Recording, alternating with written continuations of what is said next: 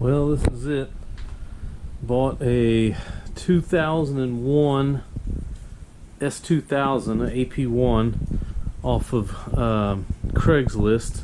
It's got a 5.3 iron block out of a truck, LS1 manifold, T56. It's got a F-body oil pan,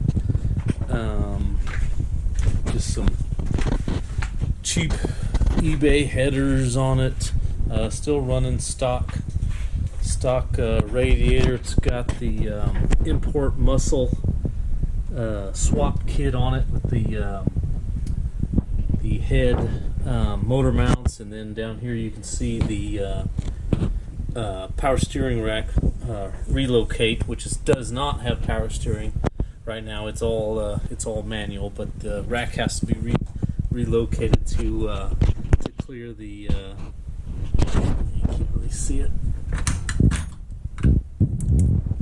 The rack has to be relocated to clear the crank pulley and everything. And then on the inside, it's running a GTO ECU, and I can't remember what he said the harness was out of. I think maybe it was a Tahoe harness or something, but it's already been gutted for the most part. All the interior's out of it. It came with a bunch of extra crap, which you can see back here. Just everything. Does not have the ABS hooked up currently, so I'll have to dig into that. These are crash bars for front and rear. Yeah, it's a 01, just Craigslist special. I've been watching these S2000s for well, I guess about a year or so. Anyway, I was saying that they've been averaging about that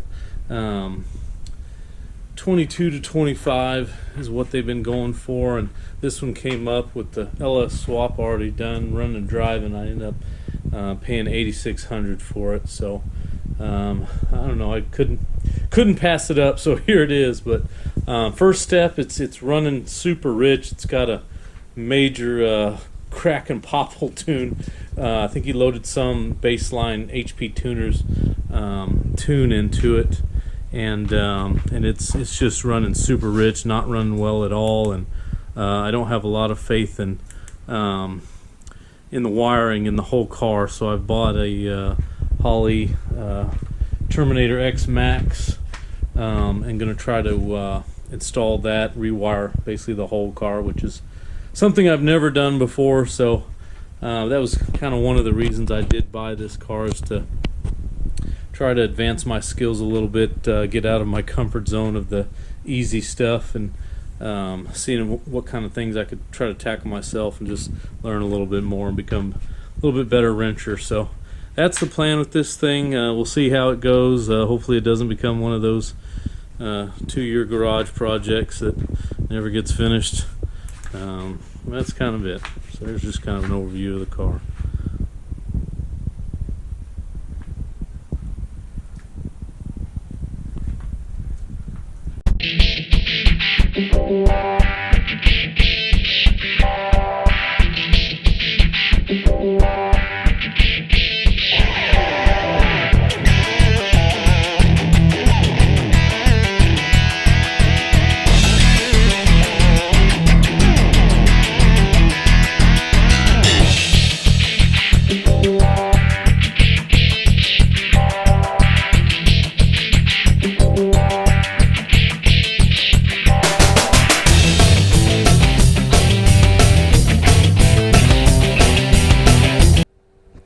Guys, just a little bit of an update. Things have escalated quickly. One of the things with this car when I bought it was it had a leaking clutch line, which you can kind of see here a little bit. So plan was, we thought maybe just it was a loose line, just never got tightened. So I come under the car and just kind of start investigating this sort of thing, and it became pretty obvious. This right here is what I'm talking about. you can't even see the transmission bolts, let alone get any sort of a wrench in there and actually be able to remove this transmission to get to the slave cylinder. So it's pretty much that way all the way around. The driver's side is slightly better. You can actually see the mid bolt. Oh, GoPro went out. You can actually see the mid bolt here right there, but the top bolt is completely missing in action. There's no way to get anywhere in there with any sort of ratchets or anything. So after I got into the car, like I say, it's just the transmission's like almost touching on all three sides. It just became obvious there's no way going to be to, number one, get to the line or even get the transmission out. So I contacted the guy who actually built it and did the swap, and he confirmed that the transmission went in with the motor. So that's what I'm in the process of undoing right now, is basically getting the motor ready to come out to pull this transmission, so I can hopefully fix the leaking clutch line here, or find out what the leak is. So after that, I've got about 100 different game plans as far as what to do with the tunnel after that. You know, as far as access panels, removable, a completely new sheet metal pan, which is complicated on the driver's side because it is so close to the pedal on this car. Because it's so tiny, there's just no room there. So enlarging it is kind of out of the question on the driver's side because of the gas pedal. But anyway, that's kind of where I'm at now. It's just getting this thing ready to pull out for that transmission, and see what we can do, find that leak, get that fixed, and then try to get a maybe a game plan so every time I need to change clutch or whatever, I don't need to pull the whole motor. Because that was kind of the point of this car, was to have something easier to service than the vet. So anyway, that's where we're at now, trying to get this thing prepped for motor and transmission to come out.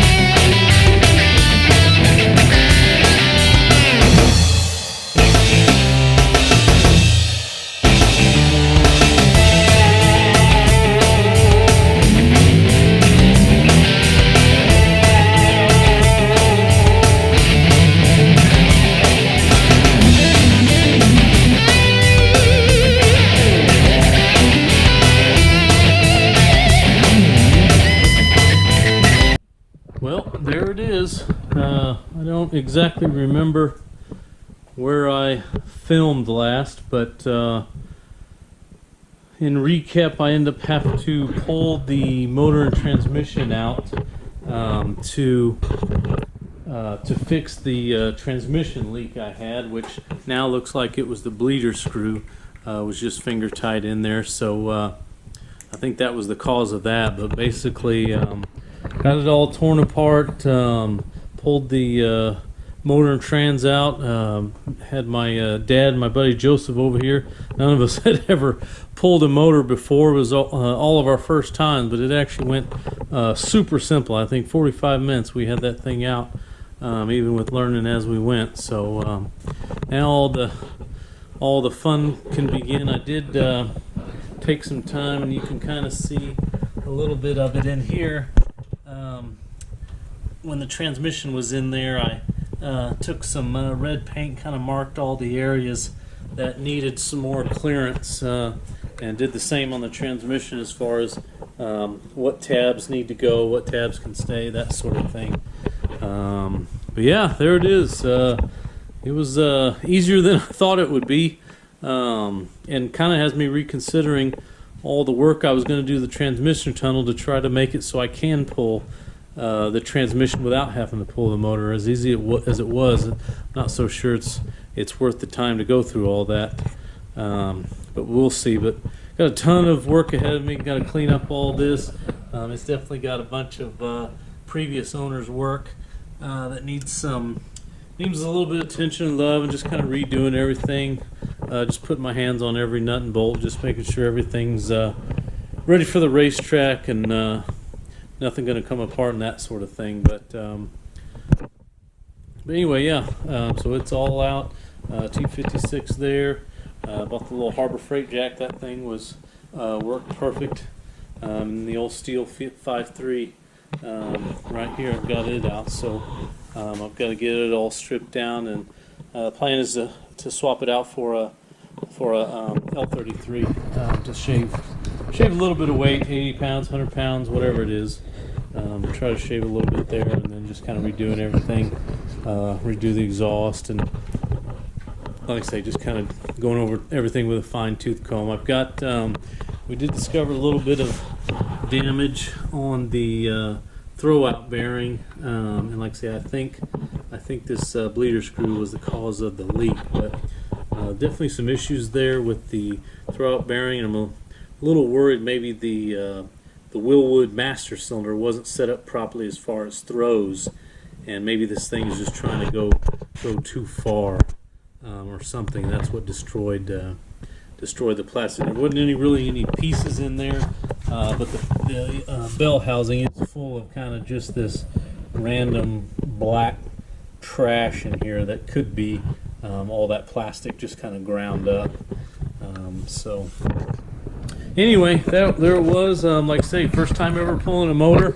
It was kind of exciting and nervous all at the same time, but it ended up being a breeze. So super excited to start moving forward on this thing, and get everything patched up, fixed up, and start putting it back together with race car parts.